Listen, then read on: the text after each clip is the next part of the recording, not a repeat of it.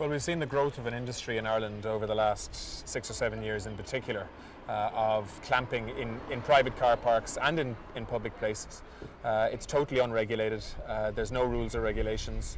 The companies involved aren't licensed. There's a voluntary code of conduct, but it doesn't apply to lots of companies. So unfortunately, what we have now, particularly in a lot of private car parks, is people using clamping to raise revenue. Targeting people unfairly, charging them too much money, taking too long to release them, and we think that it's about time that we took control of the situation and that we required any company operating in this space to be licensed and require them to operate under a legally enforceable code of conduct. We have a National Transport Authority now who is willing and able to do this job.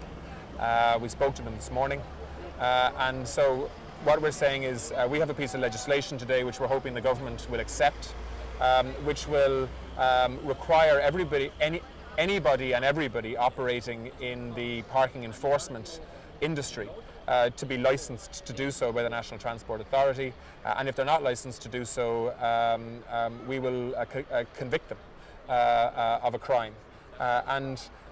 We think that will clean up what is a very messy industry that is overcharging and abusing car owners, quite frankly, particularly, like I say. Well, I mean, you have to have sanction for people who park illegally and park in the wrong place. So, I mean, this bill is not a charter for people to park wherever they want.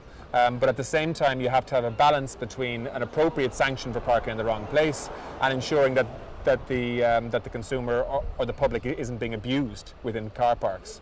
And I think that's the balance that we've tried to get in this legislation, and I think it probably works.